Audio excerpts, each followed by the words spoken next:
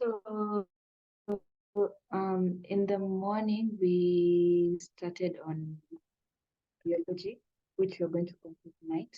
We said rheology is the study of the flow and deformation properties of matter. We said it's important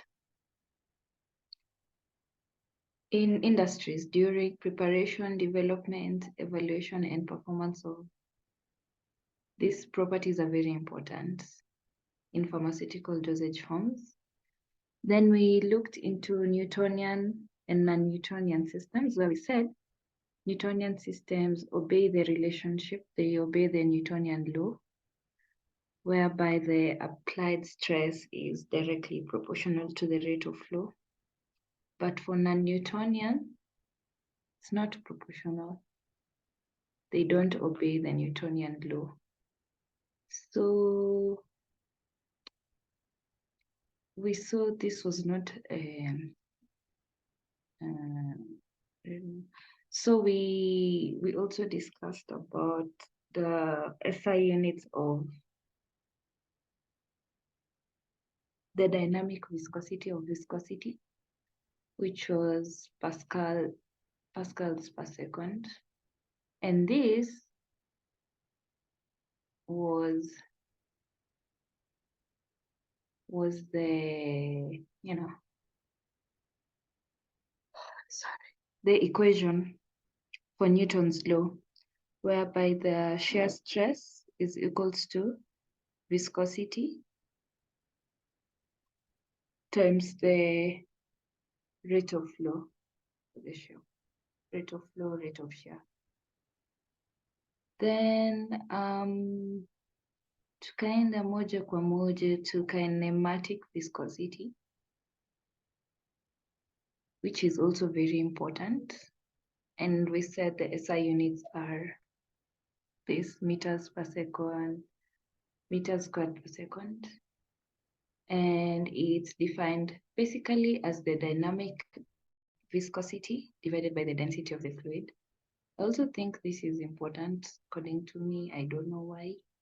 The spirit has told me. It's also important, that equation and this equation for the Newton's law. Something is telling me they're very important equations. Then we talked about the limiting viscosity number. And we said, this is those equations where you derive a lot of things. But then this was just to help us with this plot of the graph, whereby the x-axis was reduced viscosity, which is the specific viscosity over concentration. And the x-axis is concentration in grams per deciliters. And when you extrapolate this curve, you get the value K1, which is the limiting viscosity number. And from the slope of this curve, you get the Huggins constant, K2. You see, K2, the Huggins constant, which is equal to the slope of the plot. This constant is very important because it tells us how the polymer and the solvent interact. And the more positive it is, the less the interactions between the polymer and the solvent. So then we said the limiting viscosity number is used to determine the approximate molecular mass M using the Markov-Wink equation, where K and A were constants that must be obtained at a given temperature for a specific polymer solvent system. And these two constants, in fact, we said once you have the value of K and A, you can get M, and M is the molecular mass. So basically, when you have the graph, you can get two things out of it. You can get the K1 value, which is the limiting viscosity number, which can help you. You see, this N, this is the limiting viscosity number. And if you get this from the graph, the N, and you have K and A at given temperatures, you can get M. So this is also important. And so from the graph, we can get the molecular mass, and we can also understand the interactions between the polymer and the solvent, and also the values of the two constants, K and A, can give you an indication of the shape of the molecule in solution. If it's A, if this A value is 0, we know it's spherical. If it's 1, it's an extended rod. If it's in between 0.5, thereabout, it's a randomly coiled. This random. Then we also reminded ourselves about the Avogadro's number, which was 6.022 times 10 to the power 23. And if we want now to determine the volume of a molecule in solution, we've gotten the molecular mass from the above, from the Markowing equation. We've gotten how they're interacting from the Huggins constant. Now, if you want to know the volume of the molecule, you use this equation. Now you have M from the previous equation, and you have C, the concentration. You have N, the Avogadro's number. So nothing will stop you from getting V. Nothing can stop you from getting this. So the equation is NSP is equals to 2.5 C and V over M. Honestly, I am not sure if these equations are very important to recall, but I think the basic ones, like the one I showed you here, the ones for viscosity, like Newton's law, those ones, I think they're very important. Then we went to Newtonian fluids. We said non-Newtonian, they don't respect, they have no respect for the Newtonian law. And it's majorly for fluids that are not simple fluids like water and syrup. So we have colloidal systems, emulsions, suspensions, and gels, flocculated, deflocculated suspension. So, and we saw there are actually 5 behaviors besides plastic, pseudoplastic, and dilatant. There's thixotropic and was it dentropic? Something of that, I can't recall, but I think when Dr. Munyendo was preparing these slides, I'm just assuming he picked the most, common. So, and that's what we did. We only did plastic, pseudoplastic, and dilatant. Is everyone okay? Yes, Dr. Diana Bironga. Maybe the ones that were not here in the morning, are you following? Siku asubuhi Diana, mbona unanitoa? Una follow? Wanafollow wenye wako asubuhi pia. Oh, good.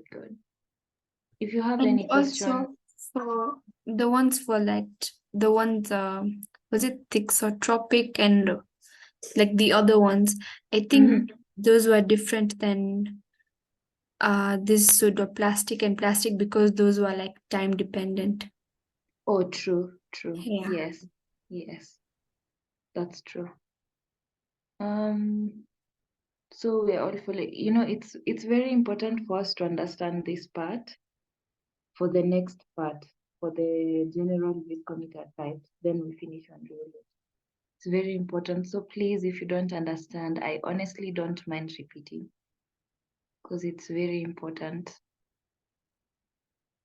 So for the non-Newtonian behavior, first we started by this graph of Newtonian behavior. Newtonian, the normal way, where shear stress and shear rate are directly proportional. So if you increase the stress, the rate increases and vice versa. So the plot of this, the slope of this plot will definitely give us the viscosity of the fluid. So, but with non-Newtonian behavior, it's not a straight line. Oh, and we also said such a plot of shear stress, shear rate is a flow curve or a rheogram. And it's not it's not all the time where the shear rate will be in the x-axis, shear stress y-axis, they might change. So, and of course, when they change, the curve will change. But for the Newtonian curve, it will remain the same because they're directly proportional. Okay, sorry. I'm not okay. I've been told I'm not audible enough, so for the non-Newtonian flow, we talked about plastic or Bingham flow, where we said the material doesn't flow until the yield value is exceeded. So you'll be there busy applying the shear stress, whatever, but nothing, it's not moving until you exceed the yield value. And we saw this is common in this plastic flow. You'll see it in concentrated suspensions, particularly if the continuous phase. We know with suspensions, the dispersed and the continuous phase. So for these concentrated suspensions, the continuous phase has to be of high viscosity, or if the particles, the dispersion phase is flocculated. So those two, high viscosity or it's flocculated. And this was the equation for plastic flow. So it's not different, significantly different from the Newtonian. You just add the yield value, which we've said the yield value is very important because after the value has been exceeded, that's when there'll be flow. The plastic material will flow. So, and you'll see this behavior in concentrated suspensions. For pseudoplastic flow, it will flow as soon as you apply that stress. The moment you apply the shear stress, that material is flowing. And the slope of this curve gradually decreases with increasing rate of shear. And we know the slope of the curve is similar to viscosity. So as you increase the rate of shear, the viscosity decreases. So increase shear rate, viscosity decreases. And viscosity is resistance to flow. So the more you increase the shear stress, the easily the material will flow because now there's no resistance to flow like that much. And we said with pseudoplastic flow is where we'll see apparent viscosities because these are viscosities that are derived or they're calculated from the slope of a tangent drawn to the curve at a specific point. Like they don't have specific viscosities like how we saw with Newtonian flow. Here you have to calculate from the curve. And this was it's the equation just similar to what we saw with Newtonian flow. But here we have the value of n where we said when n is 1, then this n becomes the dynamic viscosity, and it will agree with the Newtonian law. So n is an index of pseudoplasticity. When it approaches 1, the material is not pseudoplastic anymore.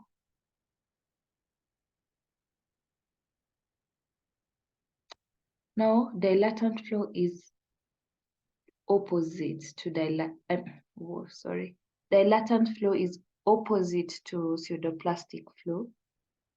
And here you even see the curves, they're different. This one is going, like I said in the morning, the Nyash way. And this one is going the pseudoplastic and plastic flow is going the Kitambi way. So with dilated flow, you can see the viscosity will increase with increase in shear rate. A perfect example was when we are making ugali. The more you apply the shear rate, the more the shear rate, the more you apply it, viscosity increases. And since viscosity is resistant to flow, that's why it becomes harder to, mix that ugali with time, because it's resisting flow.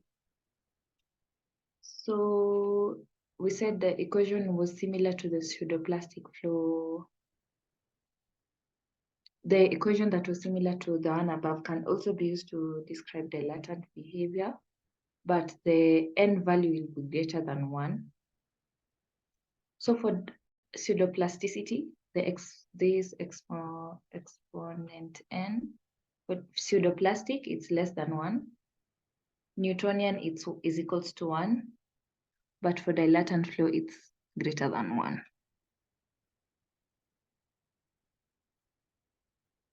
And the more the exponent n value, the greater is the dilatancy behavior it's exhibited. And we said it can be a very huge problem when you're mixing, blending and milling tablet masses in the industry. So it's important when we get those jobs, always do your rheological evaluations prior to all that. And we said for, dilatant flow, it's majorly seen with dispersions containing a high concentration of small deflocculated particles. So plastic is flocculated, but dilatant is deflocculated particles. Yes. Okay, any questions?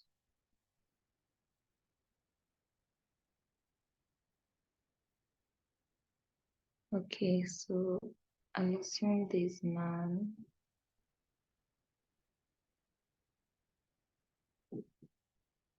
Di So now unaweza we'll go to unaweza the rudia last hiyo ya one. n N is equals to Diana? 1. Yes. Hiyo greater kindly. Yes, yeah, N. Okay, let me just show the equation before I come here. So you see equation, it's just similar to the Newtonian one. The Newtonian law equation, this one, and there's this value of N here. I don't know. Can you see my cursor? I don't know if it's Yes, seen. clearly, very Oh. clearly, bila microscope. So the value of N here, it's when it's less than 1, when N is less than 1, the material is pseudoplastic. Like the lesser it is, the more pseudoplastic it is. But when the N value is equals to 1, then it will appreciate and respect Newtonian law. So it's a Newtonian fluid. And when N is greater than 1, then it's dilatancy. The greater the value, when N is greater than 1, you see dilatant flow. And the greater the value of if it's, for example, if it's a value of 5, if you compare a value of 5 and a value of 2, 5 will be more dilatant. Like you'll see the dilatancy more than the value of 2, something of that sort. So is that clear? Very clear as in the morning. Okay, Dana, Yes. when you're talking about the plastic flow, Mm-hmm.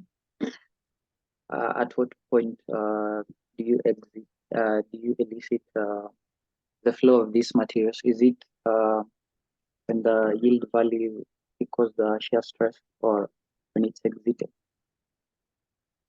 When it's exceeded. So you see, when you're applying, okay, good. When you're applying the stress, the substance still behaves as a solid. You see here it says, and at lower stresses, the substance behaves as a solid elastic material. So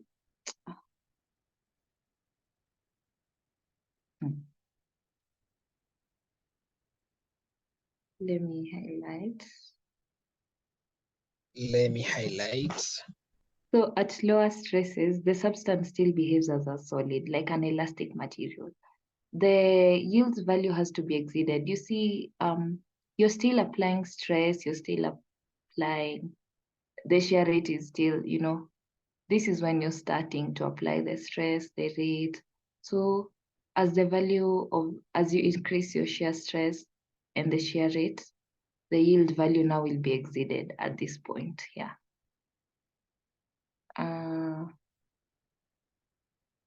So Diana, in other terms, so yield values ni the minimum amount of shear stress in a form in a lead something iflow ama deform, Yes. si ndio? Yes. So ukishafika yield value inaanza kumove yenyewe, si ndio? Yes. Yes, but before the yield value, it won't flow at all. Like you'll be applying the shear stress, flow. But as you increase the shear stress and the shear rate as it increases, the yield value itakuwa now exceeded. And then now the material will flow as Ni sasa unaona chai kuna siku fulani gari ya kina chai ilikwama kwa highway, so haikuwa ina move. And sasa venye watu waliongeza pressure, not pressure like inawekwa tire, but venye watu waliongeza nguvu ndo ikaanza kuflow. So in other words, chai venye ulisukuma hiyo gari ukiwa peke yako haikusonga, hiyo sasa ni hapo kwa plastic, but ukiongeza nguvu hiyo gari ilisonga, so hiyo ndo yield value. Hope umeelewa chai. Thanks for the analogy, daktari. Yeah, thank you, Stano. Hata mimi nimeielewa sasa zaidi. Takuwa tuna picha hiyo gari ya kina chai. So Ni yake anadanganya. So we look at 2 videos. This one, so that it's easy for us to understand the capillary viscometer. See, the problem with pharmaceutics, you have to really understand how we can't just be talking with words. You have to see it too, to like understand it.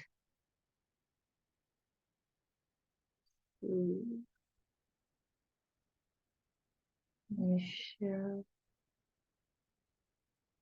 The grease is loaded onto the bottom plate. Then the circular disc called the cone.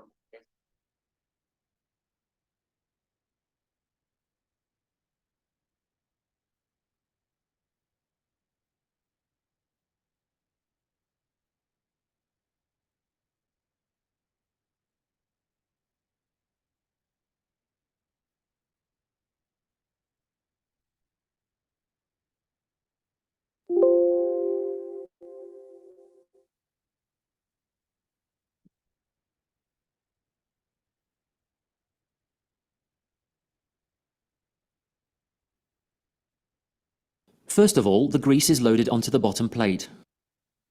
Then the circular disc, called the cone, is lowered down towards the plate. The distance between the cone and the plate is set to 0.15 millimeters.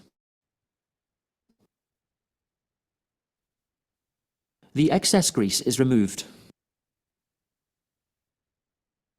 The cone can either be rotated or set to oscillate at a known speed. The test parameters are inputted into the computer. The nature of the test allows different aspects of a grease's properties to be studied. The amount of force required to turn the cone is measured. This allows the grease's viscosity to be calculated. Data points are quickly gathered. A graph of viscosity between 25 degrees Celsius and 200 degrees Celsius will eventually be created. Have you understood, or it's gone too fast? Gone too fast.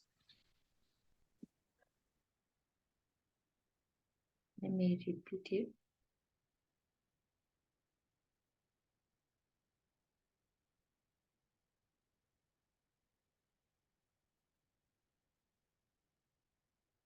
First of all, the grease is loaded onto the bottom plate.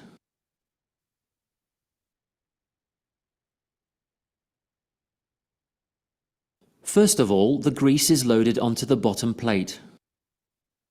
Then the circular disc, called the cone, is lowered down towards the plate. The distance between the cone and the plate is set to 0.15 millimeters. The excess grease is removed. The cone can either be rotated or set to oscillate at a known speed. The test parameters are inputted into the computer. The nature of the test allows different aspects of a grease's properties to be studied. The amount of force required to turn the cone is measured. This allows the grease's viscosity to be calculated. Data points are quickly gathered. A graph of viscosity between 25 degrees Celsius and 200 degrees Celsius will eventually be created.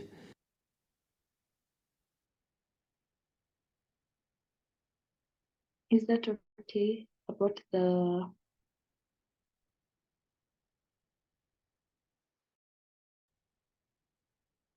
what was it about, Diana?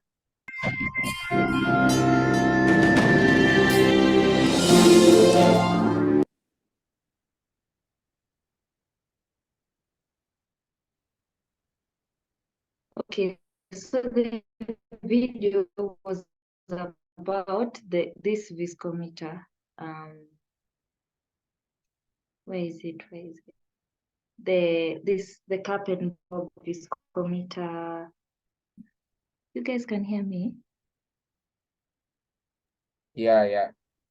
Oh, it was the cone and plate viscometer, like how it works. I just wanted us to understand first before we come there, because there was one. I had one. Okay. Sawa. I had one for this viscometer. I don't know.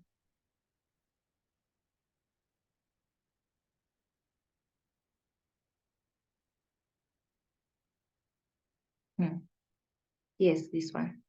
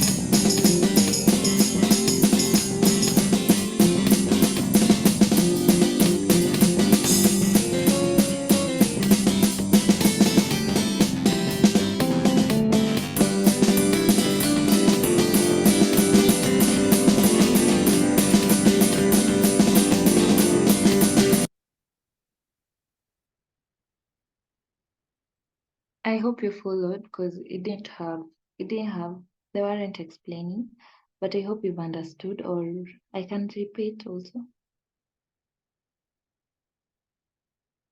Should I repeat or it's okay?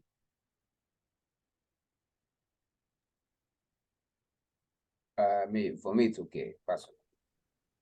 Okay, it's okay. Yeah. So sasa tuchape kazi. Now here we are doing viscosity determination, and it's done by capillary viscometers. And this is for Newtonian. This is for Newtonian systems. So capillary viscometers only determine viscosity provided that the fluid is Newtonian and the flow is streamlined. So it has to be, there are two requirements. Flow is Newtonian and it's streamlined. Sawa sawa. And the rate of flow is measured under the influence of gravity or an externally applied pressure. Like we've seen from the video, Kwanza, that viscometer was this suspended level viscometer, but they basically have the same mechanism with the Ostwald's YouTube viscometer.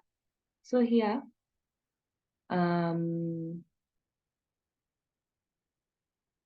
liquid is added here.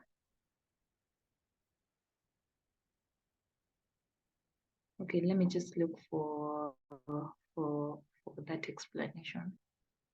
So liquid is introduced into the viscometer up to Mach G through arm V.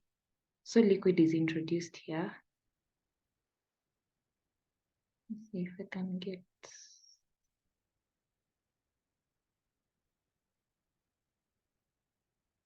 Yeah, through here, liquid is introduced up to Mach G.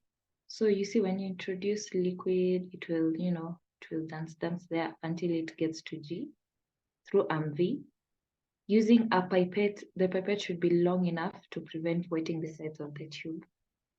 Then the viscosity is clamped in a constant temperature water bath, and it's allowed to reach the required temperature. If they're 125, if it's more than 25, whatever the temperature they want. Then the level of liquid is adjusted and is then blowed or sucked into tube W until the meniscus is just above E. So we introduce fluid here up to Mach G. Up to Mach G, and then we suck this water up to Mach E until the meniscus is just above Mach E, until Mach E. Then we release the, you see from the video we saw they were using that sucking ball. So we remove that sucking ball from here. Then we time, the time it takes from the fluid to come from point E to F. And now we get the time, okay? So, but here they're saying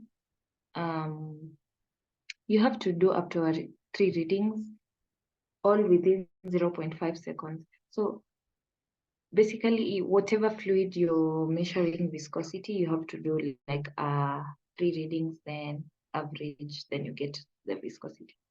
But if it's for water, mostly it will be within 0.5 seconds. Yep. So that's basically the how the Ostwald YouTube viscometer works.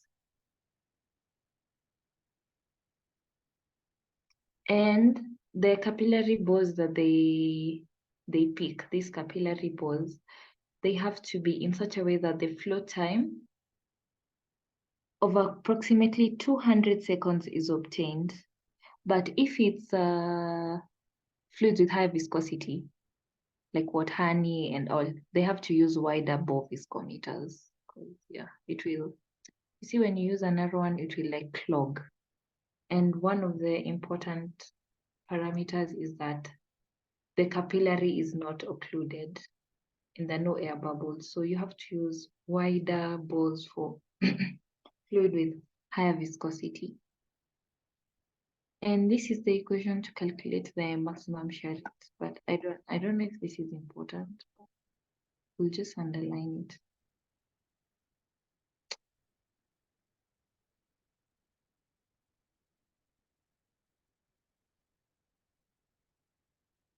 This, where P is the density of the fluid that is introduced, G is the acceleration due to gravity, R is the radius of the capillary here, and N is the absolute viscosity. So this is when we want to determine either the absolute viscosity, and we are not maybe considering time, so we might calculate it from this equation. Anyone who can tell us the value of G, the normal, the acceleration due to gravity?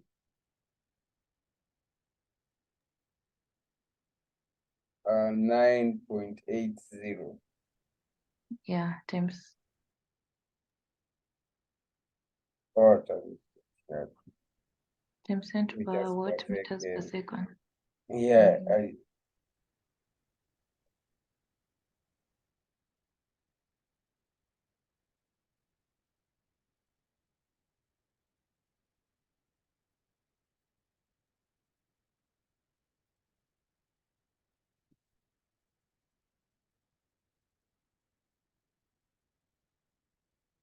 No, not times 10. It's just 9.81 or 10, or just 10. Some people use 10 meters per second squared.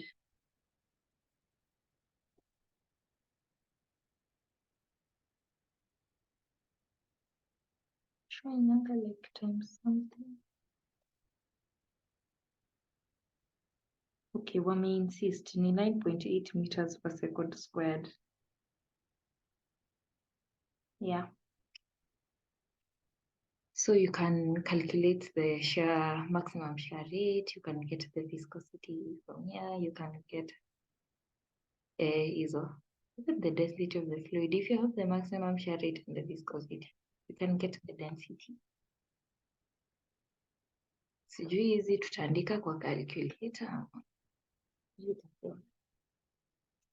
But anyways, next I'll just go straight to the suspended level viscometer. Then if you have a question, you can ask, because they are similar.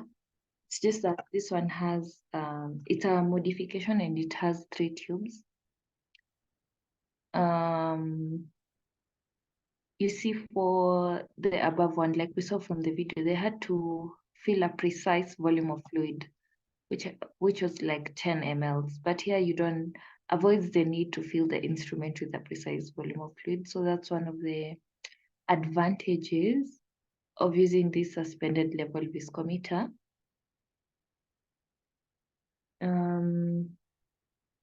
So the liquid will still be introduced via this tube V, but now it's not a precise volume. And then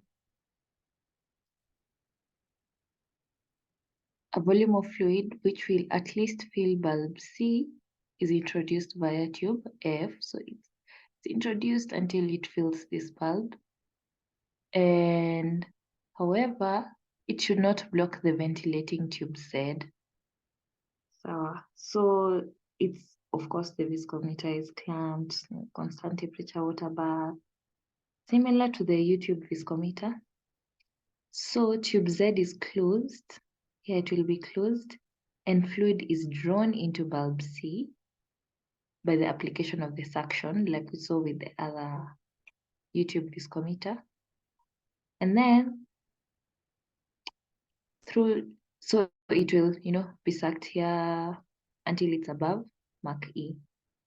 So tube W is then closed and Z is opened, so that liquid can be drawn away from the bottom of the capillary. So you see, when you open Z, there is that gravity and, oh no, not gravity, atmospheric pressure.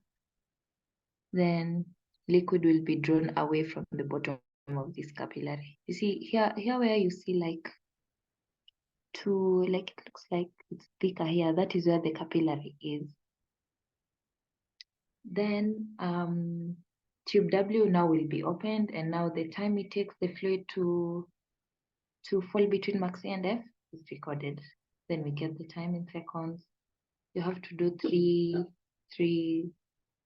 readings, and you can get the average. Yep.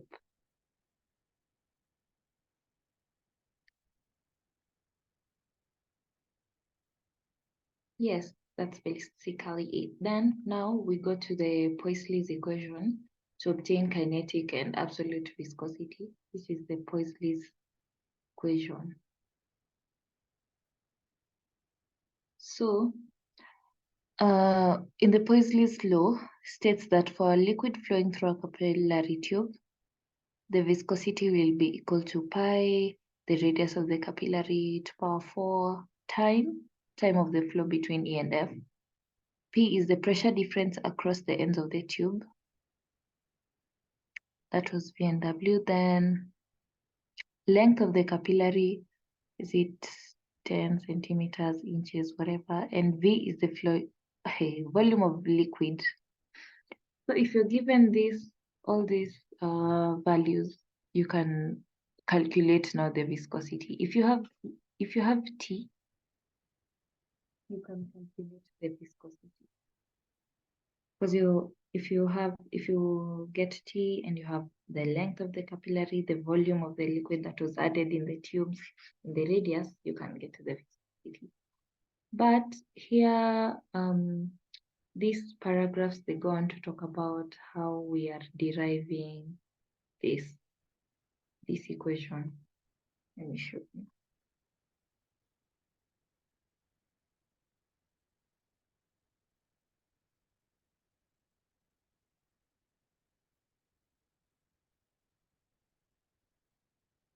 This.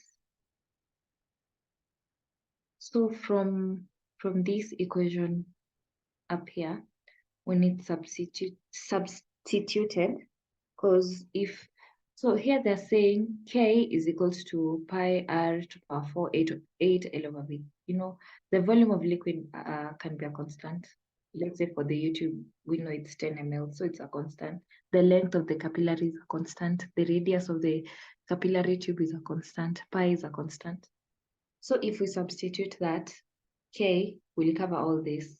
So we get N is equals to K times the pressure difference across the ends. Then now here they're saying now we are doing for two, we are comparing between two liquids, 1 and 2. This is what now comes up. Because you know, if you're getting viscosity now, viscosity you can get it from N is equals to the value of K. Now if you're given K, time and the pressure difference. But you can compare now for two liquids using the same viscometer. Now this is what they're talking about. And now they're saying, if you want to get it, you see, I hope you've noticed that dynamic viscosity, we use this like an extended N, and for kinematic viscosity, we use V. And for kinematic viscosity, it's this dynamic viscosity divided by the density.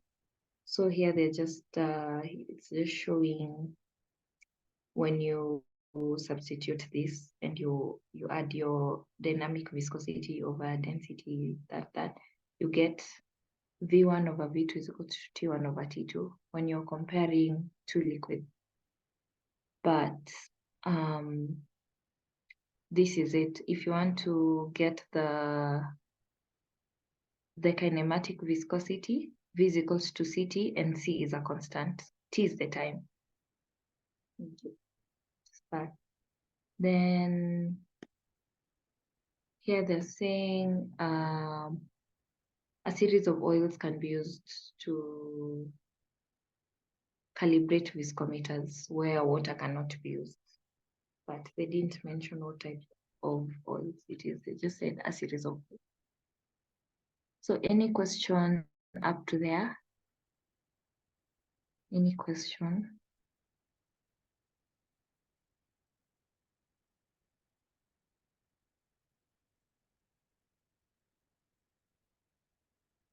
None? Okay.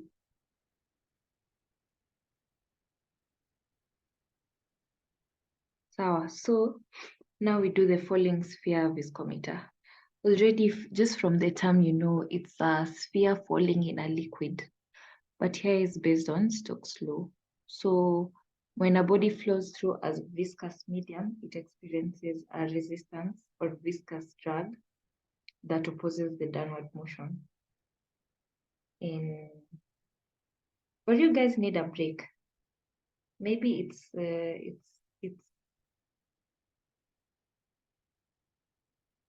maybe you need a break to internalize the other one, or it's okay. I can continue. How many ninis are remaining? Slides. Like 10, but like maybe if people need some time to internalize. If it's 10 and hizi za munyendo, we can take maybe we nini at 7. We continue at 7.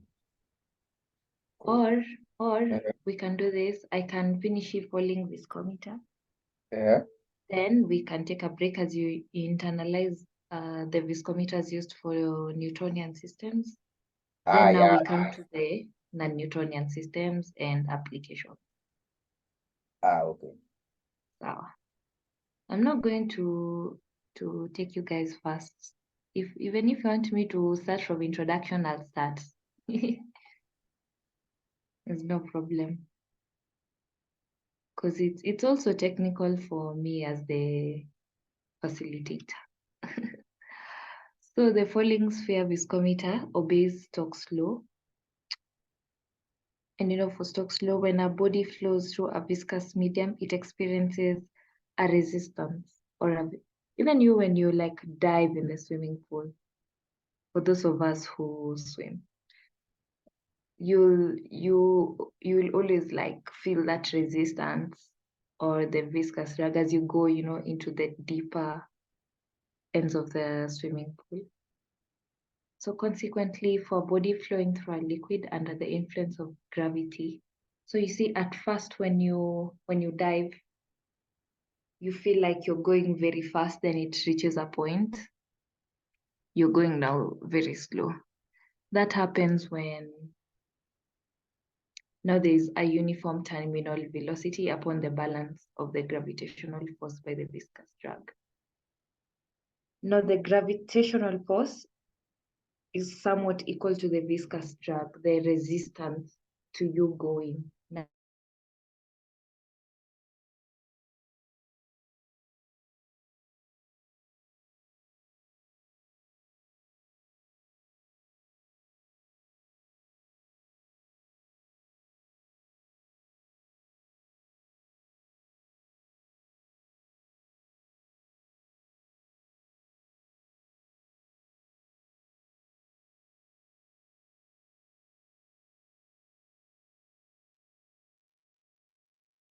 ninaibisha facilitator.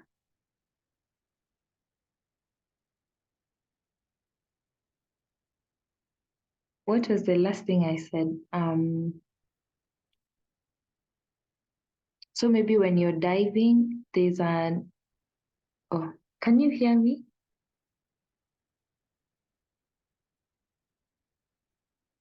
Yeah. Oh, good. So when you dive, like there's an initial acceleration period, and then it reaches a point where gravity is almost equals to the viscous drag. Now there's uniform velocity.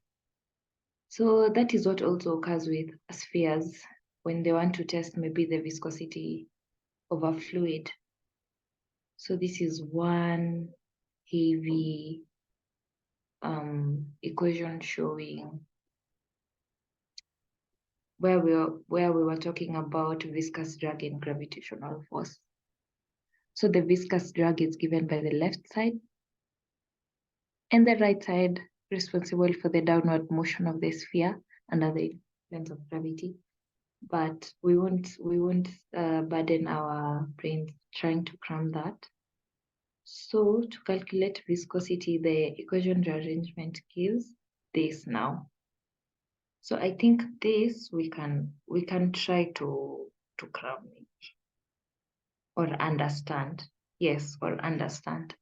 So viscosity N for falling sphere is equals to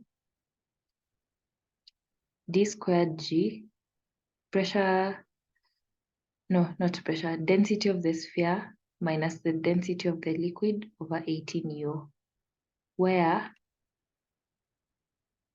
N is the dynamic viscosity, d squared is the diameter of that sphere, G is the gravitational force, then into the density of the sphere minus the density of the fluid over 18U, and U is the terminal velocity. So I think maybe we can try to understand this equation. So we need the diameter of that sphere, we need the gravitational force higher, then we need the difference between the densities of the sphere and the liquid,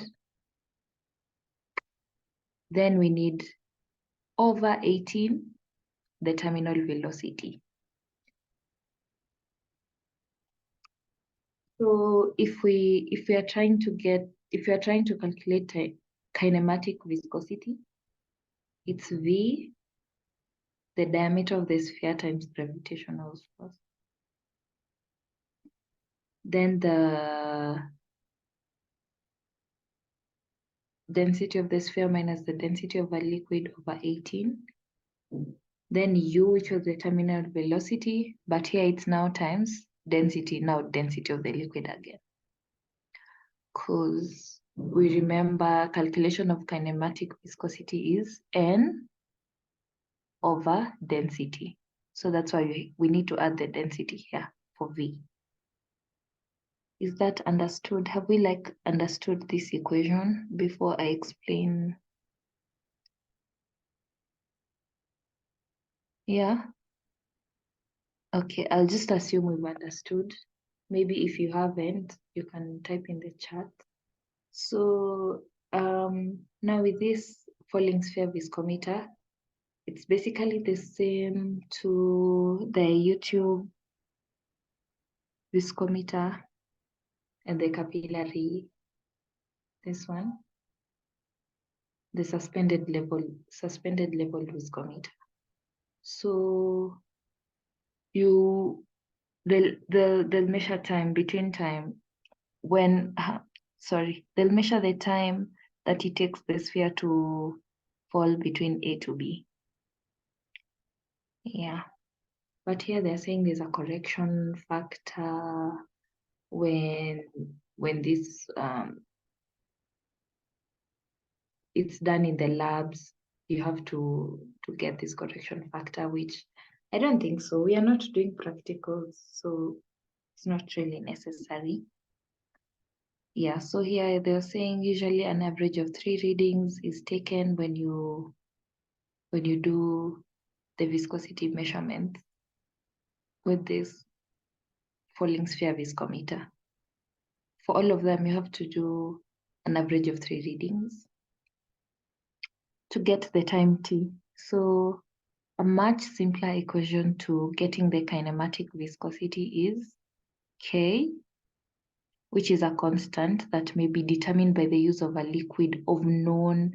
Now, if you know the kinematic viscosity maybe of water, you can use now the value of K to get now the kinematic viscosity. Yep. And that's it. Before we go to non-Newtonian systems, I think we'll take a break to 7:10, then we can come back. If you'll have a question, you'll ask.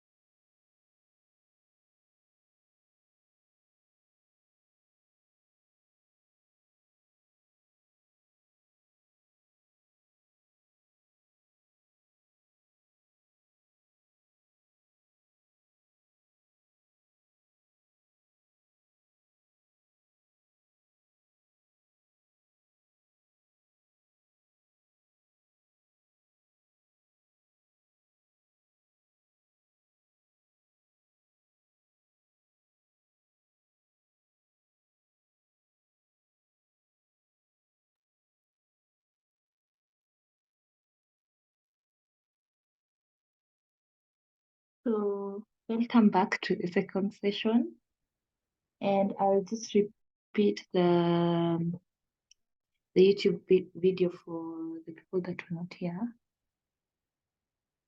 For the people that were not here, so I hope we're all back, or most of us are back. Yeah.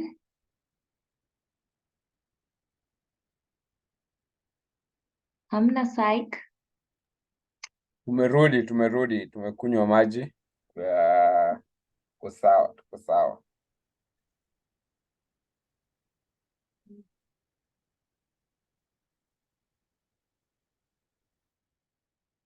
First of all, the grease is loaded onto the bottom plate. Then the circular disc, called the cone, is lowered down towards the plate. The distance between the cone and the plate is set to 0.15 millimeters. The excess grease is removed. The cone can either be rotated or set to oscillate at a known speed. The test parameters are inputted into the computer. The nature of the test allows different aspects of a grease's properties to be studied. The amount of force required to turn the cone is measured. This allows the grease's viscosity to be calculated. Data points are quickly gathered. A graph of viscosity between 25 degrees Celsius and 200 degrees Celsius will eventually be created.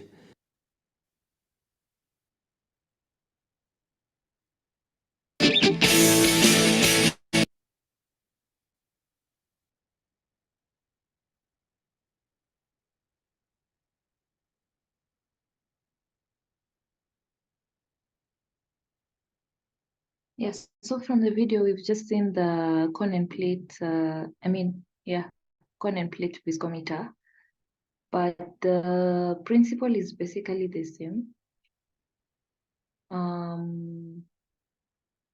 I think maybe I should just mention instruments capable only of measuring shearing viscosities are viscometers, and oscillating type are called rheometers. So we need shearing viscosity, viscometers, oscillating rheometers. And now we have rotational viscometers. These are those instruments which rely on the viscous drag exerted on a body when it's rotated in the fluid to determine the viscosity of the fluid. So with these rotational viscometers, like the ones we'll see below, but these ones, they're not rotated in the fluid, but okay, let's just say rotational viscometers, like the cup and bob, the cone and plate. The major advantage of such instruments is that wide ranges of shear rates can be achieved, and often a program of shear rates can be produced automatically, like what we've seen in the video. Like you can actually program the shear rates you want, and then you can now determine the viscosity. So for the cup and bob viscometer, so here it is. This is the cup and the bob. The cup is forming the outer. Yeah, the outer forming the cup containing the fluid. The cup containing the outer cylinder containing the fluid, in which an inner cylinder, the bob, is positioned centrally. So the cup which is the outer. So cup outer, bob, inner cylinder. So when you rotate the cup, and the cup has fluid, by the way.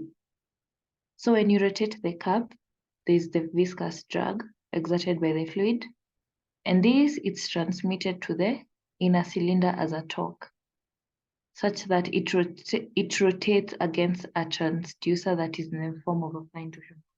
Like when you rotate the cup, the bob rotates due to the viscous drag. So this will enable us to calculates the viscosity.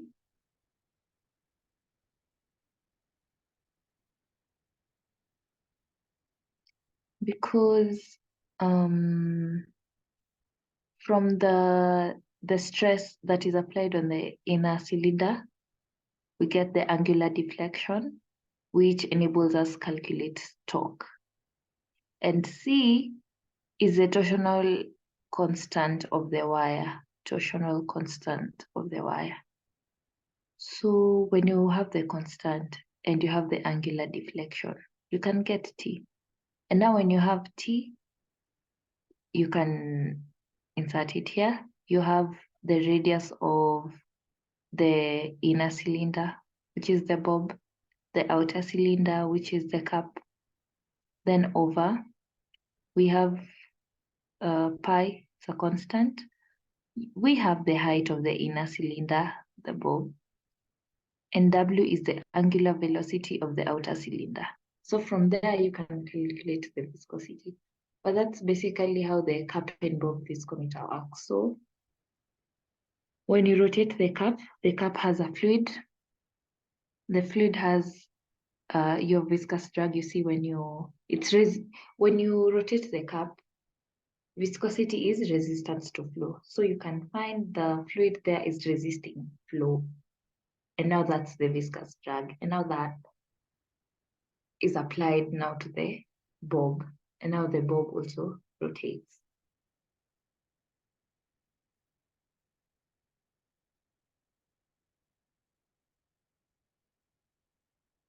And now that stress that's applied to the inner cylinder, it's now the angular deflection, which now we use it here.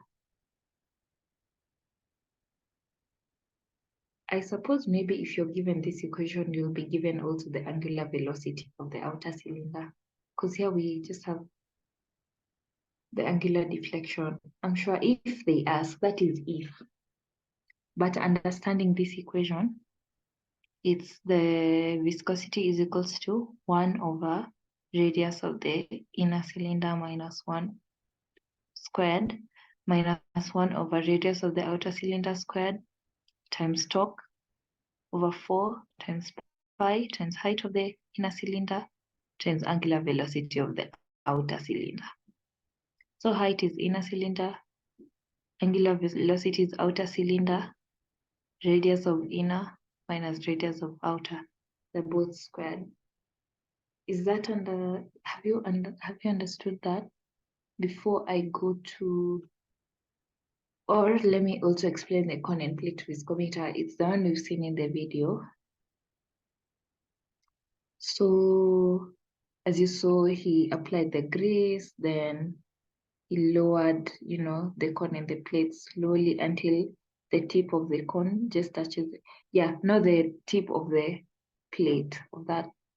Okay, let's just say the cone and the plate because they were attached together. Just that tip touches the sample that's loaded into the included gap. You see now this is the plate, and this is the cone. And now the sample is like loaded here. Like it operates like how we saw in the video. So the plate is rotated. When the plane is rotated, the cone will be caused to rotate against a torsion wire. So I think this torsion wire they're talking about is part of the equipment, like it's there.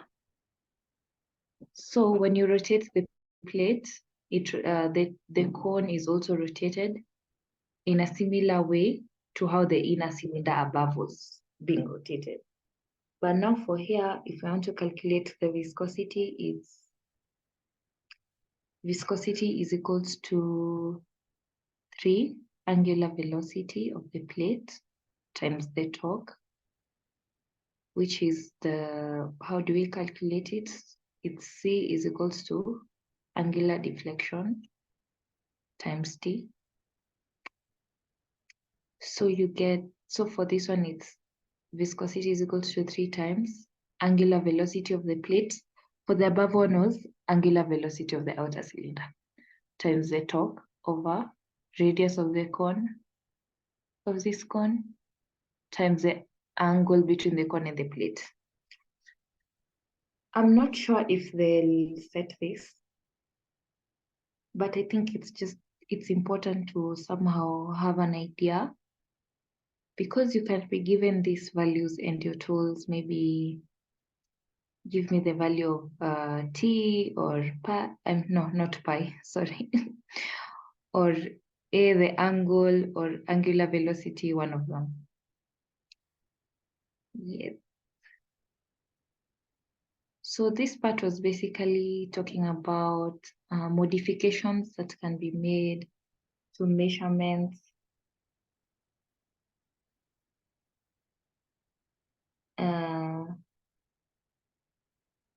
to make one part of, like there's some modifications that now can be made to the viscometers. Maybe they make the plate or the outer cylinder stationary and they rotate one of the member, like now they can maybe make the, we've done 2 viscometers, by the way, for non-Newtonian systems. We've done the cone plate, cap and bob.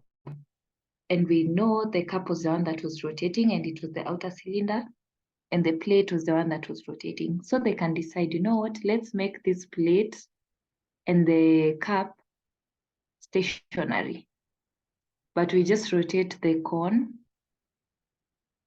and the bob. That's what sometimes they do such modifications. Why do they do them? I don't know. I honestly don't. But another alternative is rotating the upper member under a constant stress when the developed shear rate is measured. I don't know how this will help us, but I think it's just important to know that they can modify who rotates, who doesn't. Yep. Yeah. Here I couldn't understand the English, and I also don't think it's that really necessary. But I think it's important for us to understand how viscosity relates with temperature.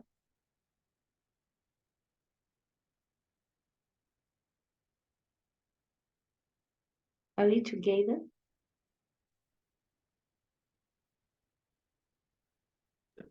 Yes, sir.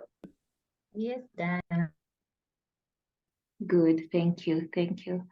So this equation looks very, very similar to the Arrhenius equation, right? Looks very, very similar. So from this equation, just a moment.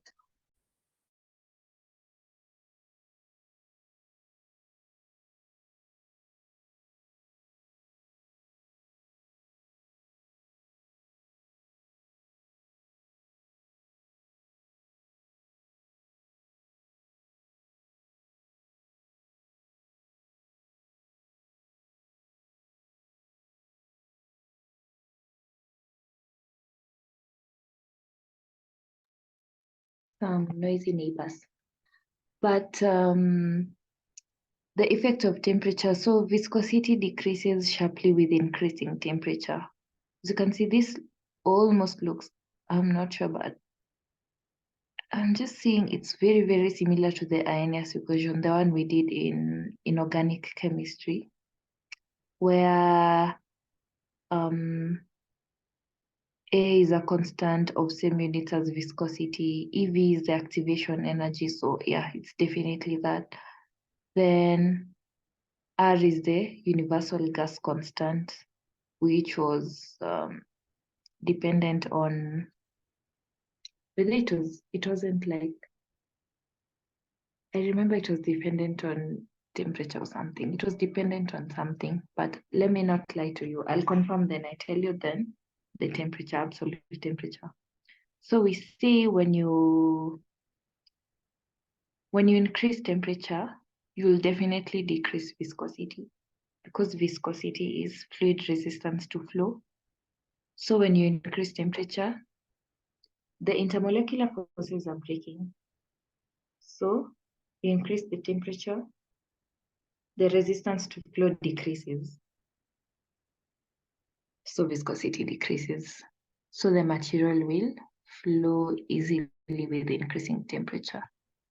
Like how we see with my favorite oil, shea butter. When it's under heat,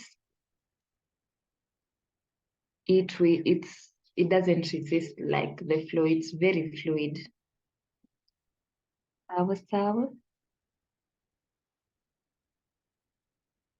Oh, sorry. Am I audible? Yes. Okay, what might be happening to Shrina? Or there was a point I disappeared. Maybe.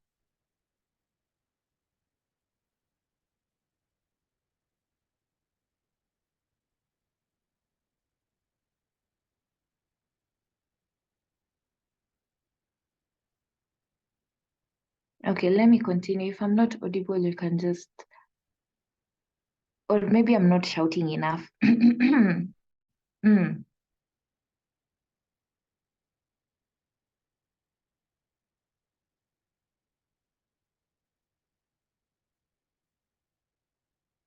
So now we go to application. We'll be done in like 5 minutes tops. And then maybe we can look at questions from the textbook where there were examples, like there are questions now we can calculate using the equation. And I think that will really, really help us. Sawa. So application of rheology, there is laminar, transitional, and turbulent flow. So this illustration here is going to help us understand laminar, transitional, and turbulent flow. Or maybe I can ask someone to tell us in simple terms what they understand by laminar flow or transitional flow or turbulent flow. Or if you're not able to explain, you just give us an example, maybe to make the session a bit more interactive.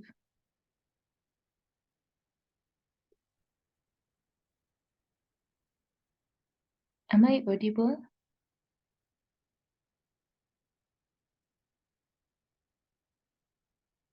Gaius?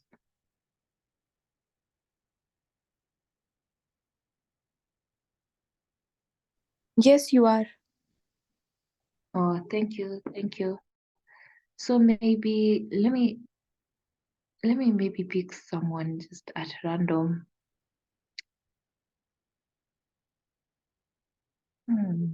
Sonia, maybe you can tell us what you understand by laminar flow. And then Mystic Raven can tell us what they understand by transitional flow. Then Nightwing can tell us what they understand by turbulent flow. Please.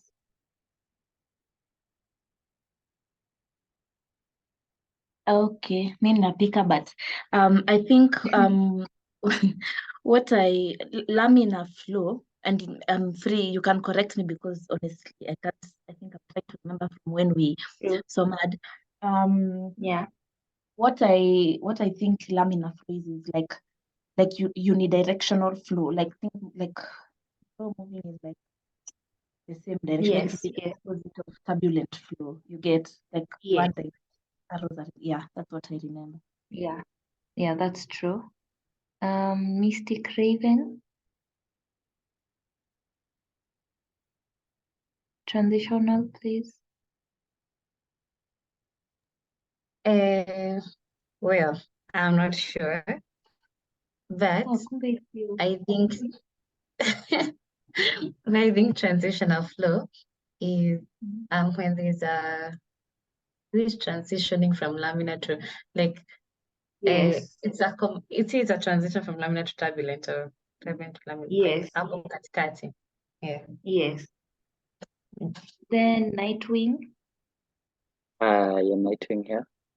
I think turbulent, the opposite, yeah, laminar, in which it's not so Sure. organized. Alafu kuna Yes. collisions ziko all over the particles. Mhm. Yeah. Yes, that's very true. So in this illustration, there is this constant head of water. Then there's a pipe. There's a pipe here, and then there's an inlet for now this water where it's flowing through this pipe, and now there's a dye solution that's added to this inlet. Now, like this jet introducing dye into the center of the tube. And it's introducing at the center, not like just anywhere, at the center. So at low flow rates, for streamlined flow, you'll see a coherent thread that remains undisturbed in the center of the tube. Because we've said the dye is being added into the center of the tube. So since there's no much, turbulence, it's just a very calm flow. It will be streamlined. So you'll just see a coherent thread. Yep, that's basically it by streamlined flow. I think that's what they wanted us to understand there. Then now for transitional flow, the speed of the fluid is increased and the critical velocity is reached, at which the thread begins to waver and then break up. So since the critical velocity has been reached, it's transitional, as Mystic said. It's in between streamlined and turbulent. So like the speed is increased, but the thread doesn't remain coherent. It's broken up, like there are breaks, but no mixing occurs. Then now for turbulent flow, the velocity now is increased to higher values, and now the dye will mix with the fluid in the tube due to irregular motions. That is what happened with turbulent flow. And now Reynolds experiments indicate that the flow conditions are affected by 4 factors. Flow of any fluid will be affected by 4 factors according to Reynolds experiments, and it's the diameter of the pipe, the viscosity, density, and velocity of the fluid. So we can see from this equation, now we can try to understand this equation that according to Reynolds experiments, sorry, I've eaten a lot of matoke, that's why.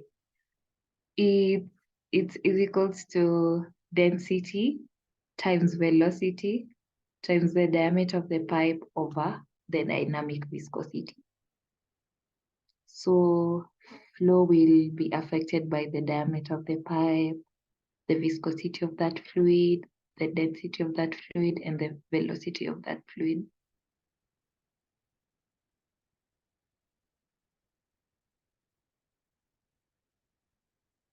Okay. So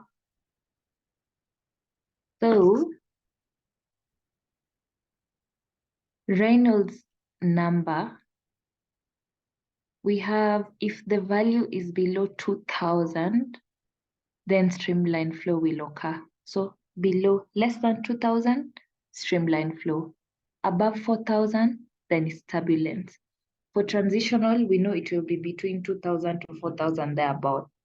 But if it's below 2000, according to Reynolds number, it's a streamlined flow. And if it's above 4000, then it will be turbulent.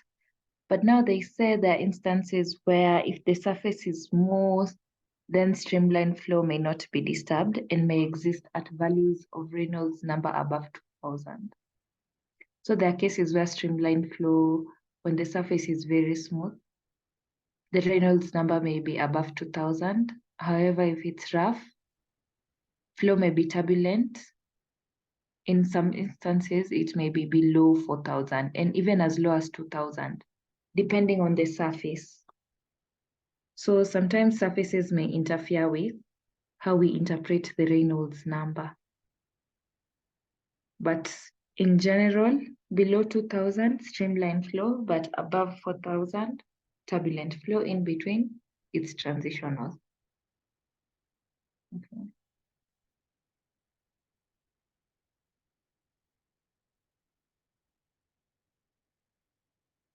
Yes. And now we go to rheology of pharmaceutical systems. So here it is just basically talking about rheology of mixing, many dosage forms are Newtonian fluids in which mixing of solute and solvent occurs at molecular level to form homogeneous systems. So rheology is important during mixing since the shear forces of mixing do not, okay, for Newtonian fluid, we said the forces of mixing will not affect the viscosity of the product since they tend to be uniformly mixed and provide, what am I saying?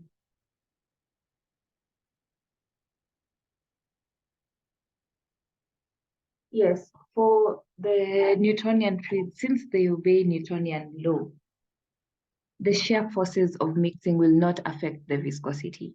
But for the non-Newtonian fluids, we said if you change the shear forces of mixing, they definitely affect viscosity. Where we saw for dilatant, it increases viscosity, and for pseudoplastic, it decreases viscosity. But for Newtonian fluids, it doesn't affect. So solutions will tend to be uniformly mixed and provide dose uniformity. But even as we saw previously, suspensions and emulsions will tend to exhibit a non-Newtonian rheological profile.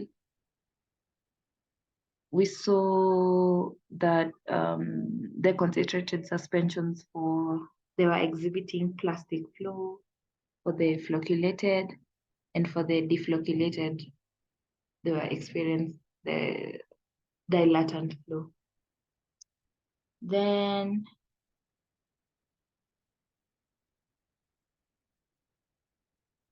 next is rheology of suspensions and emulsions. Settling and aggregation of solid particles in suspensions are definitely viscosity dependent. And they depend on the continuous phase. So if it's, as we saw, it also depends on the particles themselves and the viscosity of the continuous phase. Nevertheless, whatever the settling and aggregation of solid particles,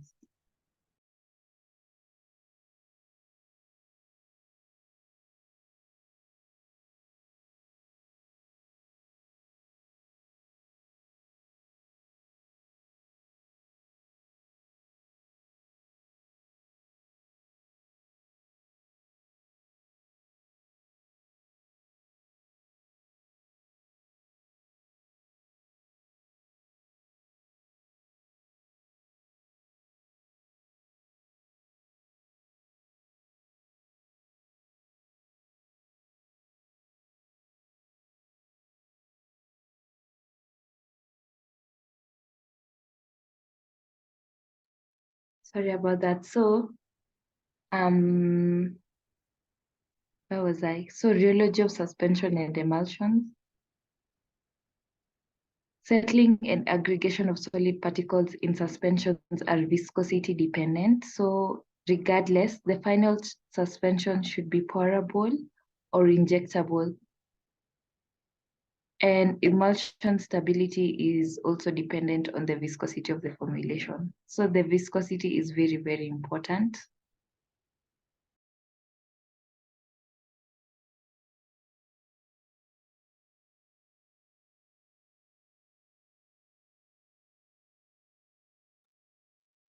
My roommate is disturbing me.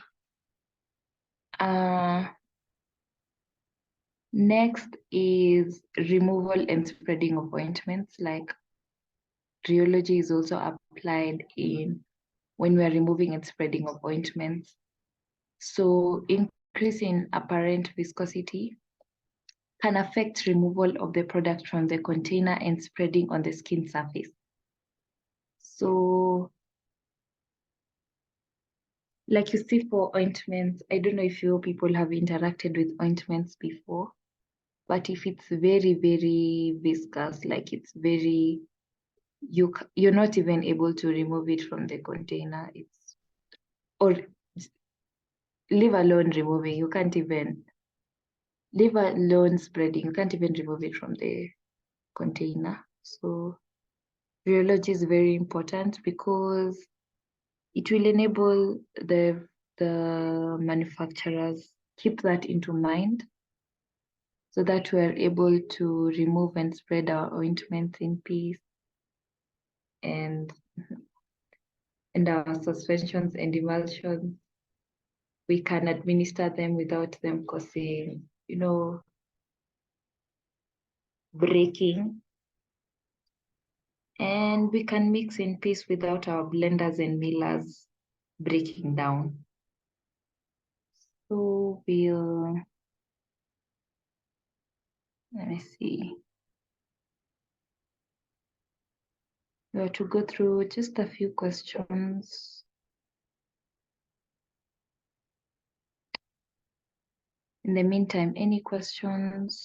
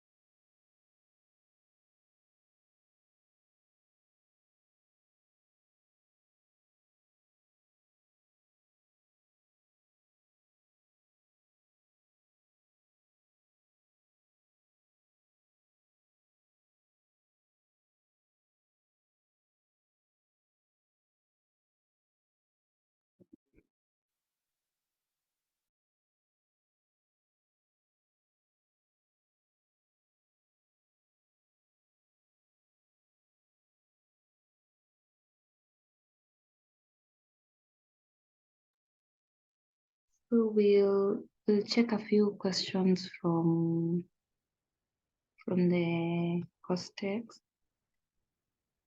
Okay.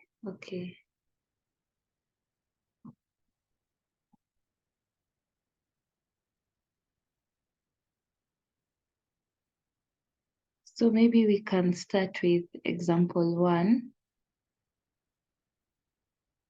And we'll have to do it together.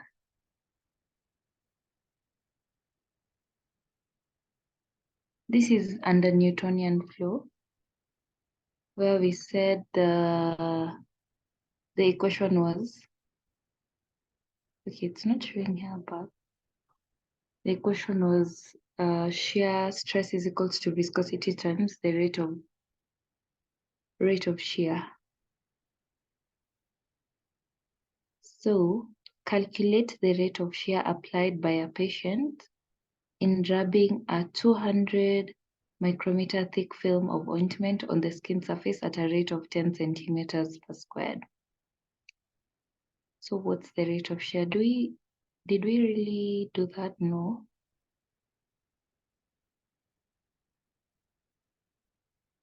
No, we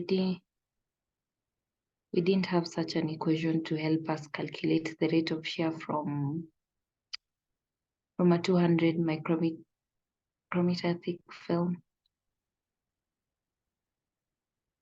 So maybe we can just go through this example together. Okay, maybe someone can help me take us through this.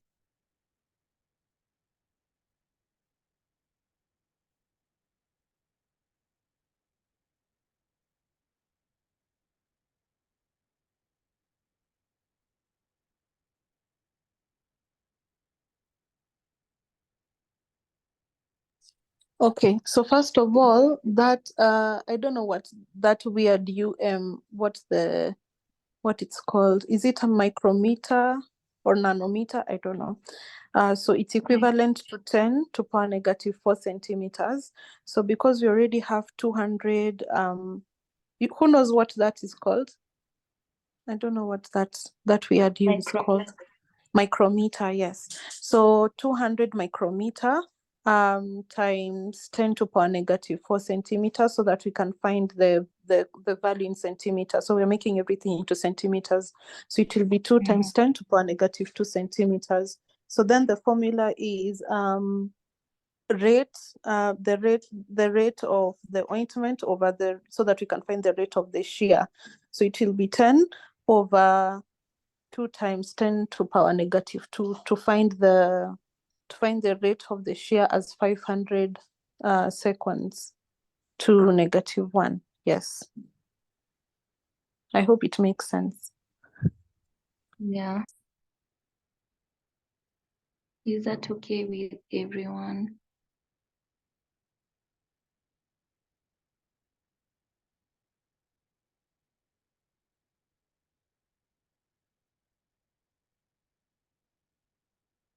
And also, it's important we also note this, that the reciprocal of viscosity is fluidity. It was in the notes, but I didn't mention it. The reciprocal of viscosity is fluidity, so you can also be told what is the fluidity of the following, liquid, blah, blah, blah. So it's the reciprocal. So 1/n. But when you're given the the thickness of the film of the ointment and the rate at which they're applying the shear stress,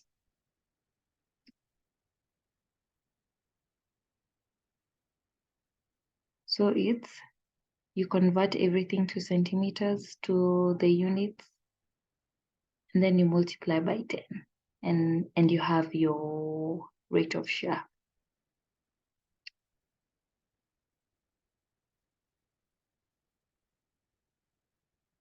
Is that okay?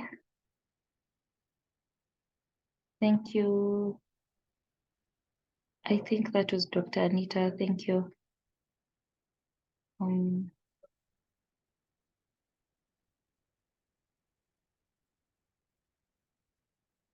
Now example 2. Okay, maybe don't take screenshots. Yeah.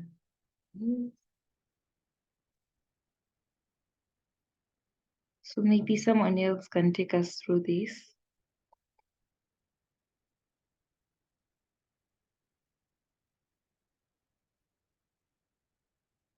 Poet, maybe.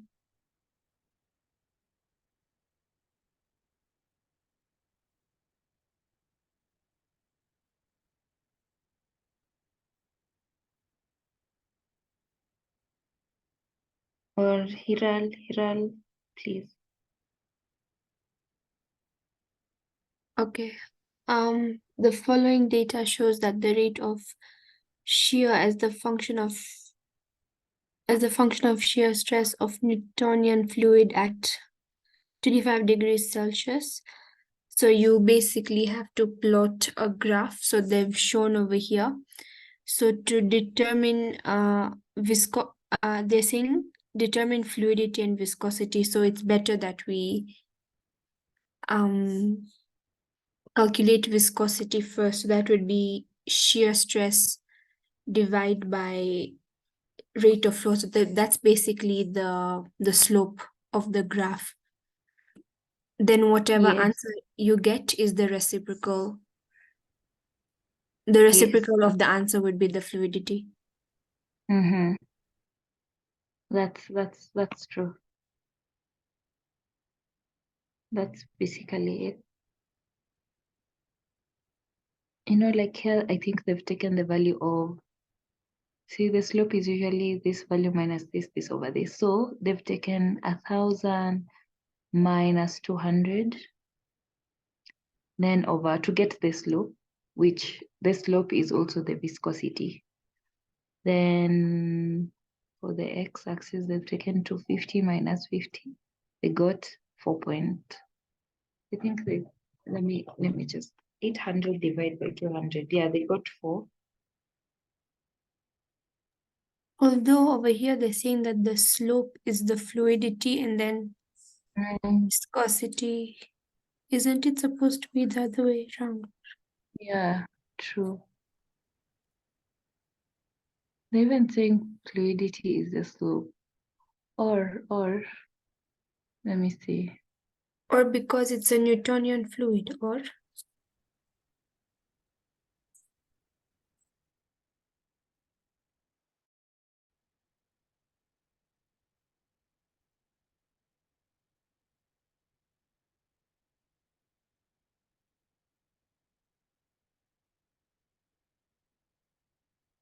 Oh, it's shear rate by shear stress, shear rate.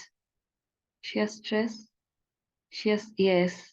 It's Oh, cause, that's it's why. cause, yes. Okay. So when it's shear stress, shear rate, it's viscosity. But when it's shear rate, shear stress, it's fluidity. So that makes sense. And then the values, what's it called? 1 centipoise is equals to 1/100 poise. And here it's in dynes, okay? Yes, I think we can also appreciate this.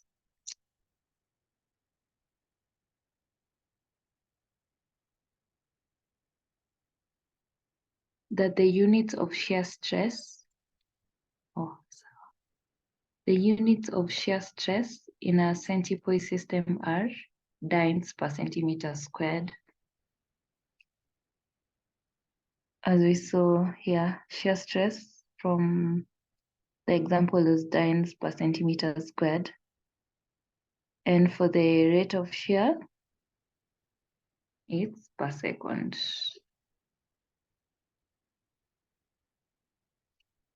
Then now when you multiply,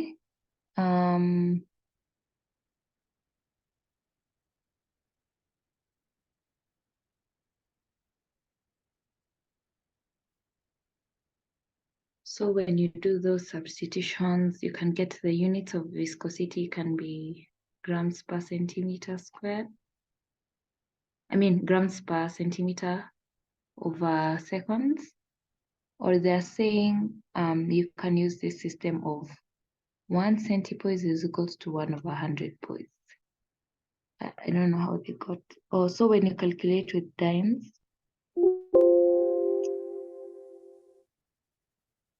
a moment.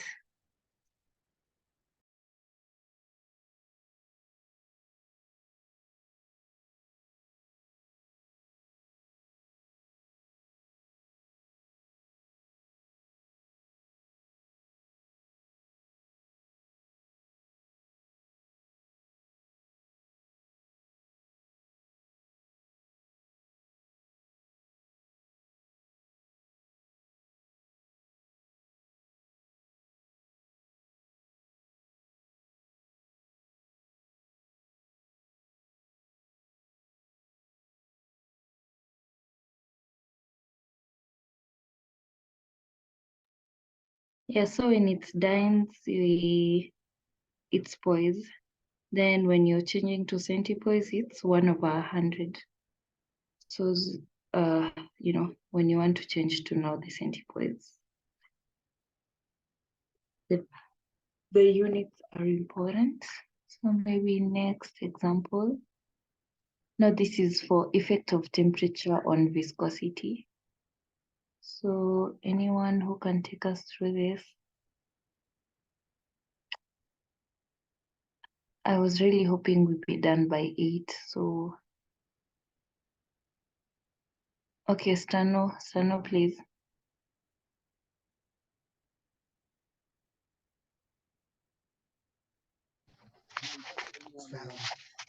Ni swali ya number 3 ama? Example 3. Yes.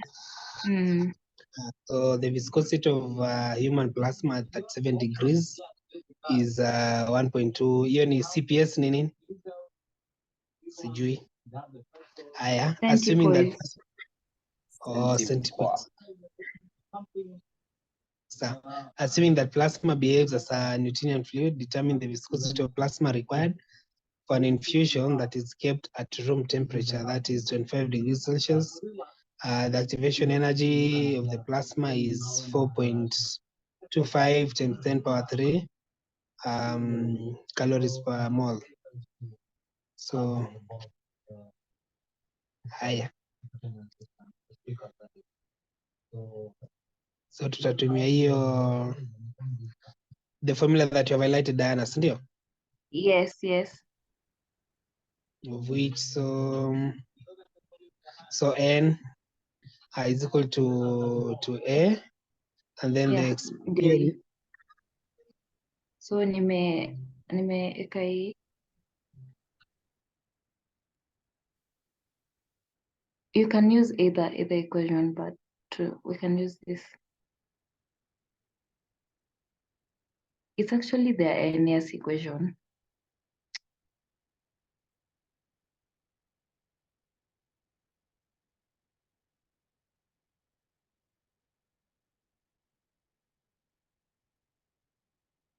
So in the viscosity was 1.2. So here N is the viscosity. And we're determining the value of A, which is what did they ask? They asked for, no. Or they asked for viscosity of a fluid that's of plasma required for an infusion. So determine the viscosity of plasma. But they've already given us the viscosity. So what is A? Let's find out together. I think it's viscosity at a different temperature. The 1.2 is at 37. We have to find the viscosity at, I think, room temperature 25. Yeah. True, yes.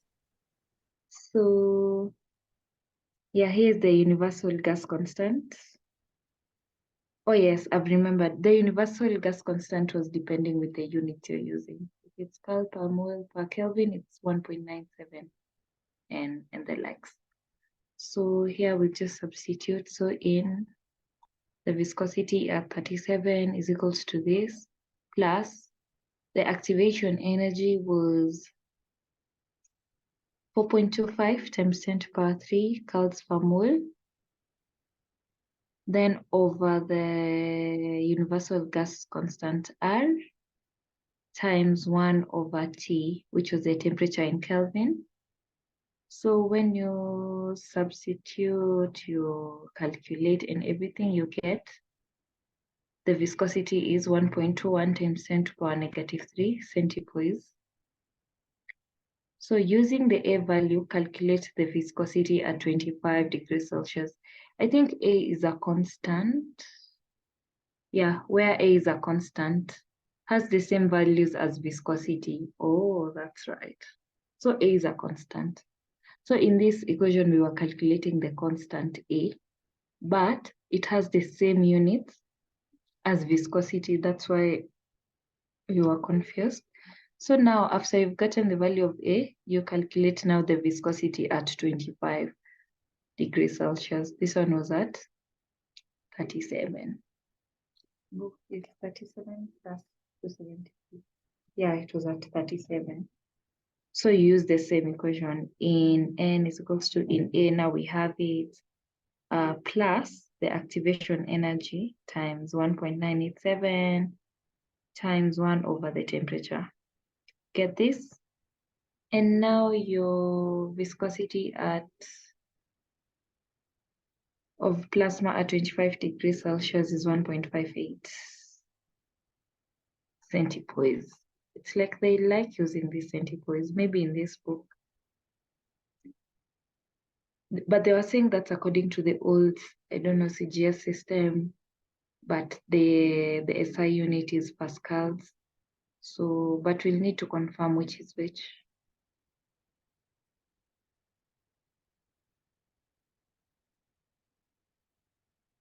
So examples for anyone?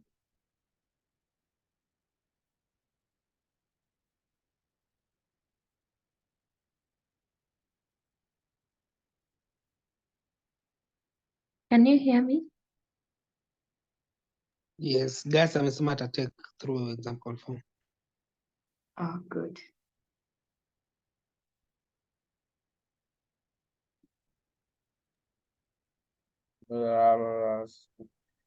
So example 4, let's see, the following data shows the relationship between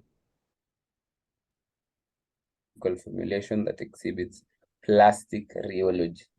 Plot the data and determine the yield value and plastic viscosity of the formulation. Okay. Now see, it's been plotted. And then now because it's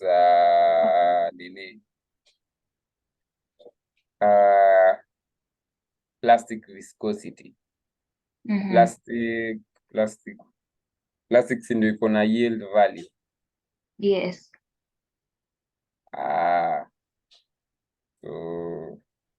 So they extrapolated and they got the yield value is 50 dynes. Value at that 50. Okay. The yield value is usually extrapolated from like the slope. The graph. So you yeah, the graph. So they got the yield value to be that. Then the viscosity now, see, it will be just because it's rate of shear against shear stress, it will be change in Y over change in X. That will give you the fluidity. Then you'll do 1 over fluidity to get the viscosity. Yeah. Yes. So when you see the rate is here, just know the slope is fluidity. But when it's here, the slope is viscosity. When the rate is in the y-axis, it's fluidity. but when it's in the x-axis, it's viscosity. I hope that's clear. So rate y, fluidity. Yeah, rate y, fluidity. Yeah, once you know that, I think the other one it's now the opposite. Yeah, true. Yeah.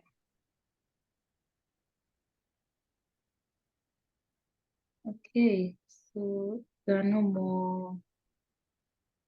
Maybe we can answer this number 1. Okay, there are just 4 questions. And this one's we can do number 3. Okay, let's maybe do number 1.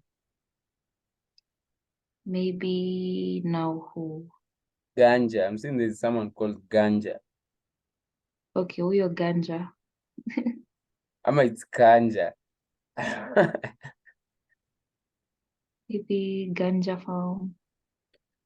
Or Mr. Lova Lova.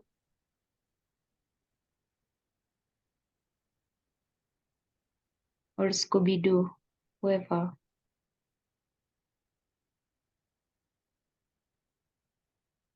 It's just one question. Okay, comfort, please.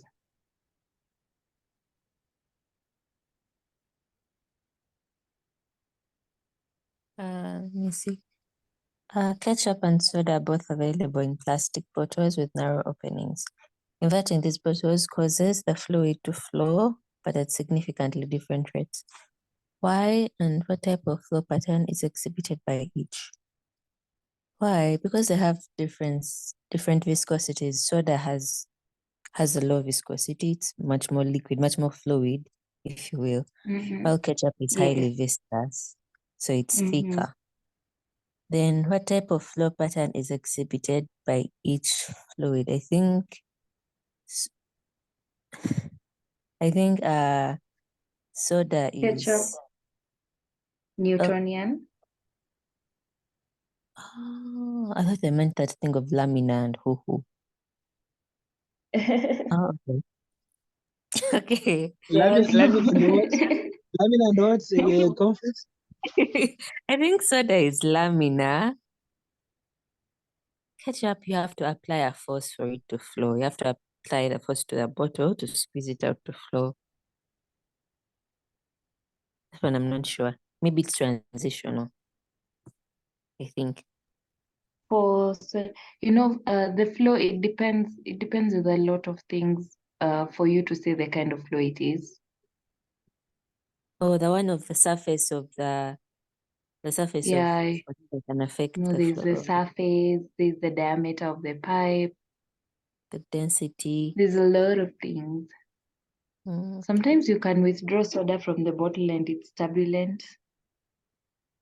Oh, yeah. And sometimes, but for ketchup and soda, so you see for ketchup, especially, leave alone these ones that we usually find in the funny restaurants where they've added water. The legit ketchup, like the Heinz ketchup, not paid partnership though. So Heinz ketchup is really good, but they exhibit pseudoplastic flow. So when you invert the bottle, we said for pseudoplastic flow, the moment you in this answers their line, because they're saying ketchup is a pseudoplastic fluid and does not flow right away when the bottle is inverted. But I think we said for pseudoplastic flow, once you've applied shear, it will definitely flow as soon as it's applied for pseudoplastic flow.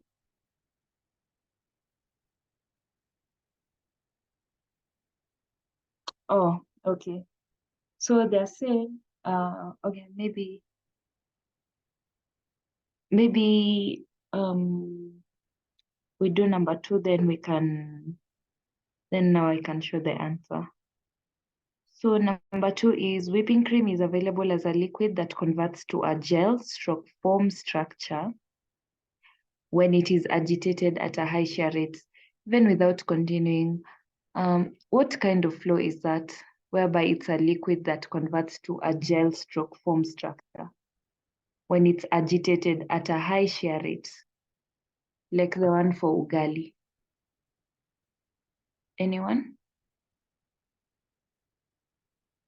Dilatant.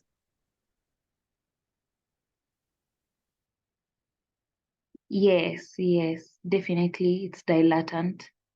So anywhere where you see shear thickening, like something is becoming from liquid to solid, dilatant. Yep. But plastic, was it plastic or pseudoplastic? I think pseudoplastic was the one that was shear thin, but let me confirm. So as you can see from the answer for ketchup, they're saying ketchup is a pseudoplastic fluid and does not flow right away, and the bottle is inverted. So it's true, it's pseudoplastic, because until you've agitated the bottle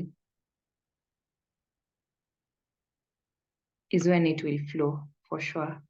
Isn't that So the viscosity decreases with increasing shear stress. So the more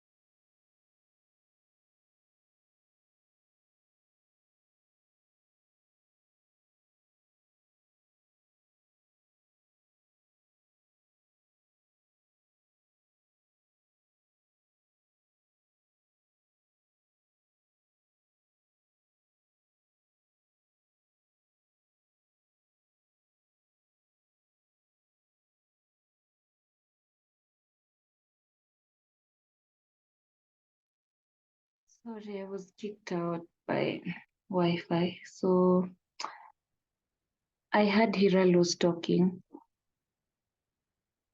the last time I was here.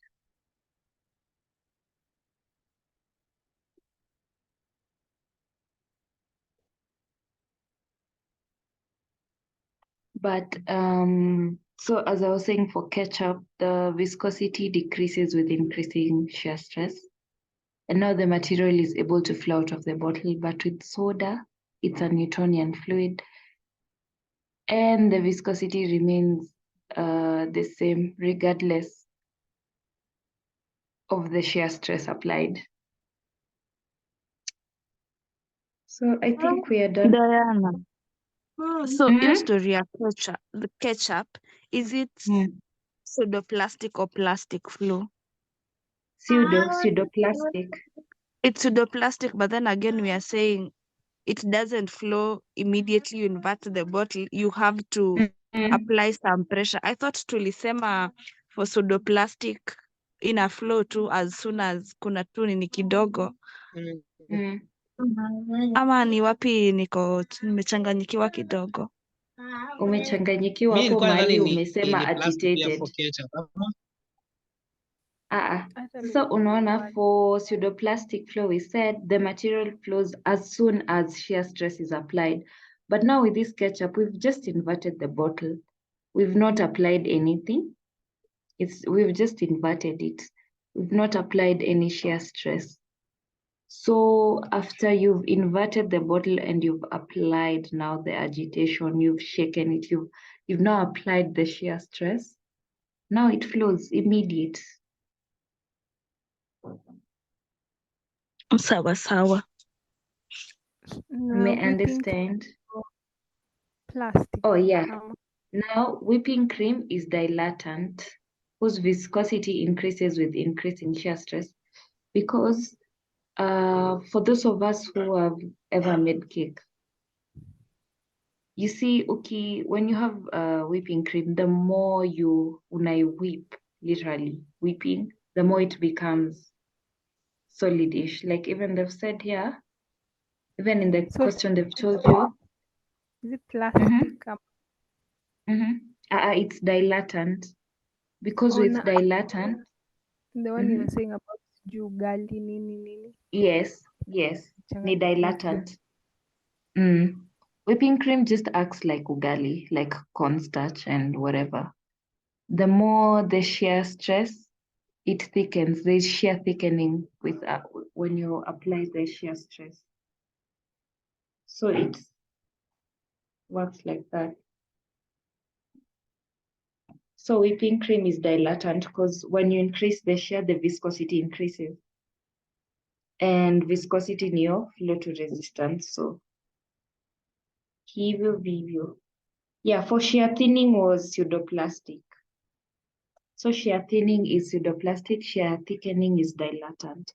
Shear thinning, we mean when you increase the shear stress, the viscosity decreases, so the fluid can flow. There's resistance to flow. So like that material, that fluid is thinning, like we see with ketchup.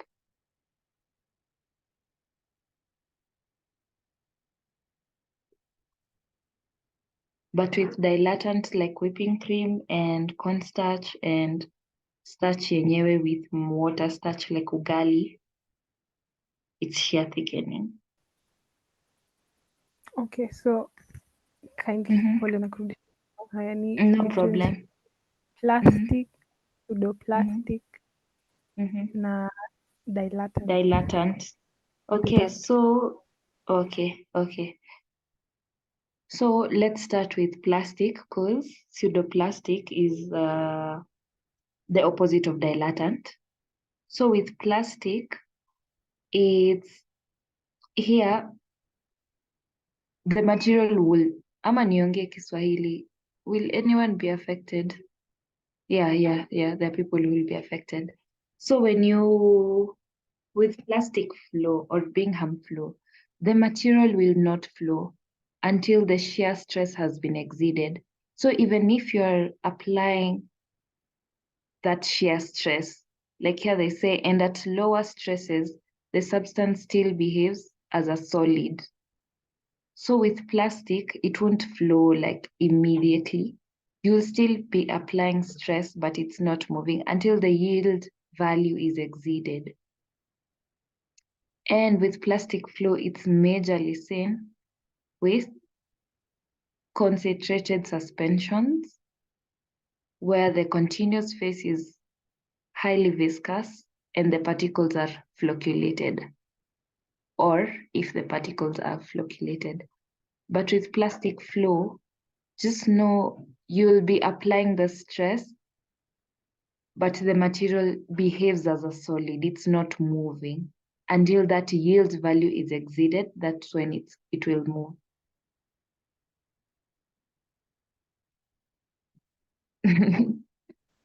Okay, but let me share, or let me do this.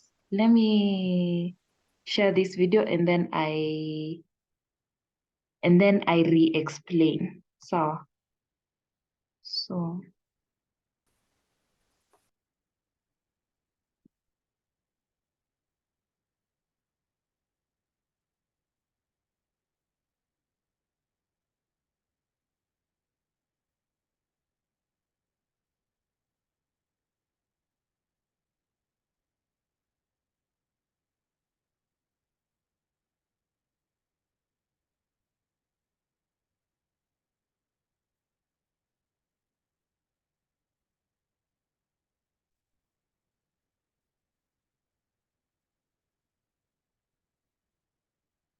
Generally, there are two types of fluids, Newtonian fluid and non-Newtonian fluids. The only difference between them is Newtonian follow the Newton law of viscosity and non-Newtonian do not follow the Newton law of viscosity. Newtonian fluids. In this, fluid do not change its viscosity no matter how much force is applied. The examples are honey, water, oil, glycerin. Take water in a container and try to splash or punch into some kind of force.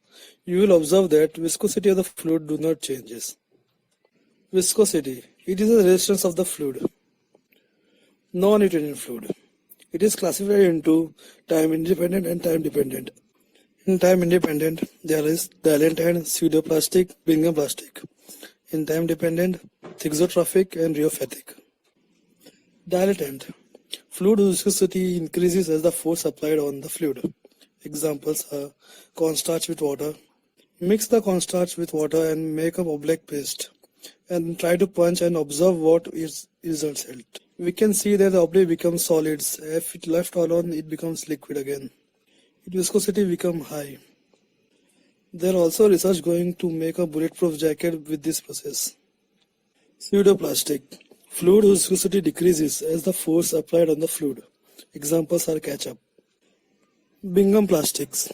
The fluid appears solid up to a particular force, but after increasing the force, it starts to deform. Examples are toothpaste. If the force is applied much more, then it starts to deform. Time dependent. Thixotrophic. Fluid viscosity decreases as the under time constant. Examples are printer ink. Rheopathic. Fluid viscosity increases as per time under constant. Example are gypsum paste. Like, share and subscribe. The Line Camo.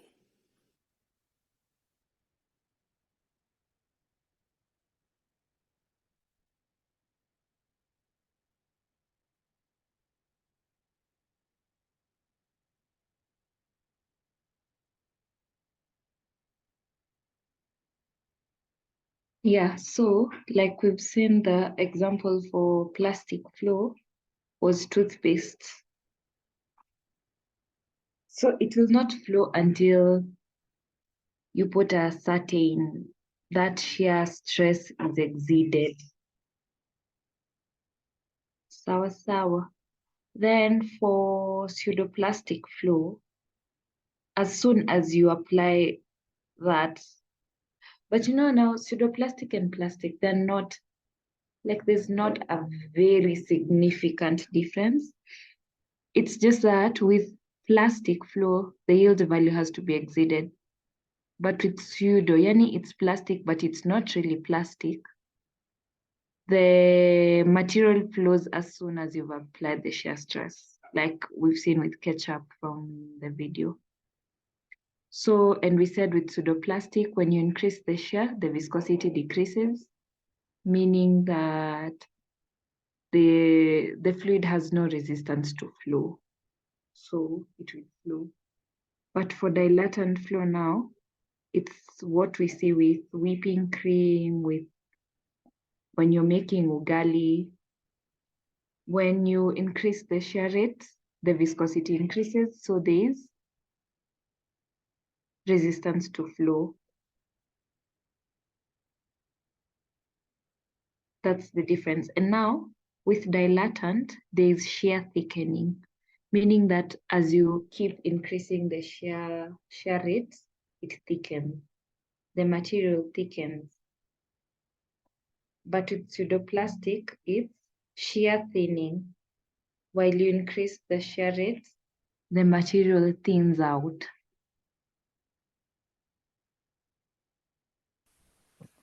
Thank you. Yes. You're welcome. And then we said, like for Newtonian, it will be a straight line, regardless of where the shear rate, shear stress is, if the shear rate is in the X or Y axis. Same for all. For plastic and pseudoplastic, it will be like this.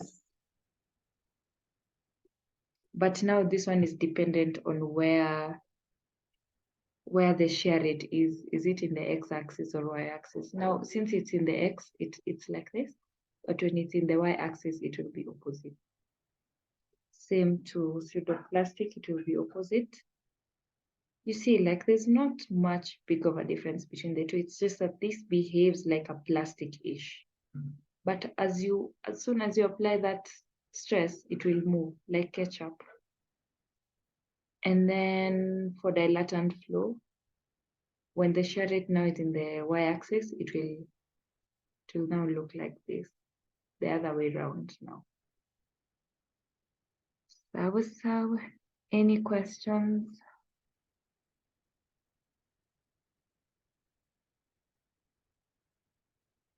I think we can now call it a day, a night.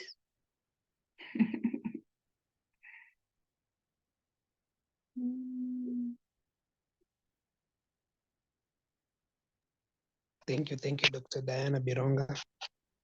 Can see Gaius is overworking. Good job. Gaius, acha kuchange majina za watu. Okay, thank you.